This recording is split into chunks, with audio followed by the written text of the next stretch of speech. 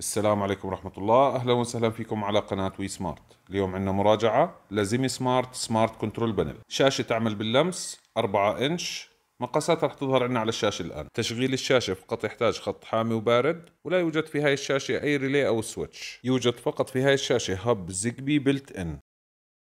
إضافة الشاشة على التطبيق يحتاج فقط عمل سكان للكيو آر كود اللي رح يظهر على الشاشة عند تشغيلها، ورح تاخذ معلومات الواي فاي بشكل أوتوماتيكي.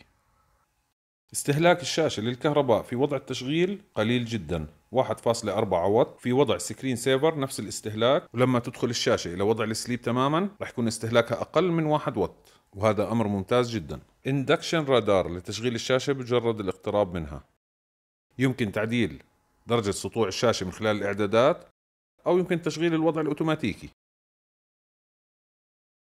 على الواجهة الرئيسية للشاشة رح نشوف حالة الطقس مع درجة الحرارة والساعة واليوم والتاريخ، بالإضافة إلى مفتاحين يمكن تخصيصهم بسويتشات أو مشاهد. رح أختار سويتش للاختصار الأول ومشهد للاختصار الثاني، وباقي السويتشات أو الإضاءة اللي بتدعمها هاي الشاشة رح تظهر عندنا إذا عملنا سلايد للأسفل. ومن الواجهة الرئيسية إذا عملنا سلايد إلى اليمين رح تظهر عندنا الستائر والأجهزة المدعومة من قبل هاي الشاشة. بإمكاننا إظهار جميع الأجهزة أو اختيار غرف معينة لإظهارها على هاي الشاشة. وإذا عملنا سلايد إلى اليسار من الشاشة الرئيسية راح تظهر عندنا المشاهد في هاي الصفحة. وإذا عملنا سلايد من الأعلى راح تظهر عندنا اختصارات، من ضمنها زر الهوم اللي هو بيرجعنا للشاشة الرئيسية، وزر الثيم اللي بخلينا نختار خلفية الشاشة على الواجهة الرئيسية، واللي من ضمنها بإمكاننا نختار الخيار الأول اللي هو بخلي الشاشة تغير الخلفية حسب حالة الطقس، أو الخيار الثاني واللي هو بغير إضاءة الشاشة حسب الليل والنهار، أو بإمكاننا نختار خلفية ثابتة. وعندنا زر المزامنة سينك،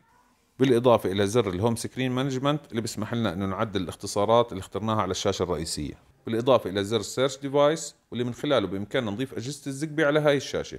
ويوجد أيضا اختصار سنسور من خلاله رح تظهر عندنا حساسات الحرارة والرطوبة، حساسات الحركة، حساسات الأبواب، حساسات تهريب الماء، بالإضافة إلى المالتي فانكشن سنسور. وآخر خيار واللي هو خيار سيتنج اللي من خلاله بإمكاننا تعديل إعدادات الشاشة.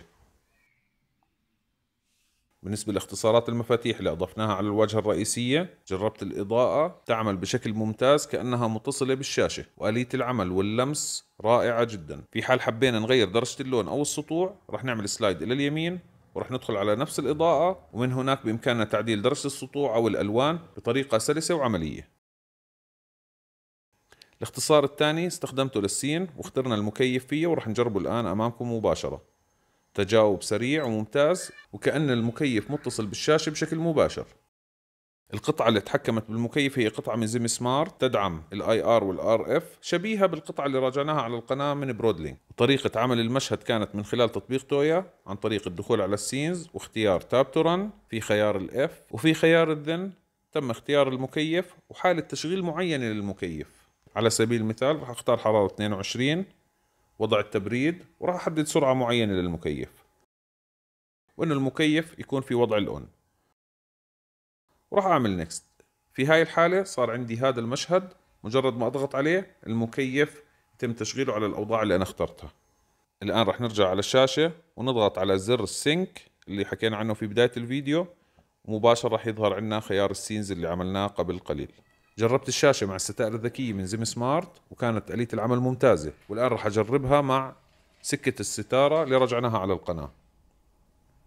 لاحظوا معي سرعة ودقة تجاوب الشاشة مع الستارة. جربت الشاشة كمان مع الفالف السمارت اللي رجعناه على القناة عشان نشوف آلية العمل وهل ممكن انه يظهر على الشاشة، وفعلا ظهر معي على الشاشة، وآلية العمل كانت أكثر من رائعة. تجاوب سريع وممتاز كما هو ظاهر أمامنا. حساسات الأبواب جربت إصدارين، سن أوف وزيم سمارت دور سنسور. الإصدارين دخلوا على الشاشة وعملوا مع الشاشة، لكن إصدار زيم سمارت فقط ظهر على الشاشة. نفس الشيء بالنسبة لحساسات الحركة، جربت إصدار سن أوف وإصدار تويا، لكن فقط إصدار تويا ظهر على الشاشة. مجرد ما يصير حركة أمام الموشن سنسور، آخر حركة على هذا الحساس تظهر على الشاشة فقط. جربت حساسين حرارة مع الشاشة، لو عملنا سلايد من الأعلى ودخلنا على السنسور راح نلاحظ إنه الحساس اللي على اليمين ظهر معنا على الشاشة مع درجة الحرارة والرطوبة، لكن الحساس اللي على اليسار من زيم سمارت ظهر على الشاشة لكن لم تظهر الحرارة والرطوبة. رغم انه يعمل من خلال التطبيق بشكل ممتاز وهو متصل بالشاشة. طفيت المودم عندي في المنزل وقطعت الانترنت عن كامل المنزل لتجربة الشاشة في حال انقطاع الانترنت، كانت النتائج ممتازة.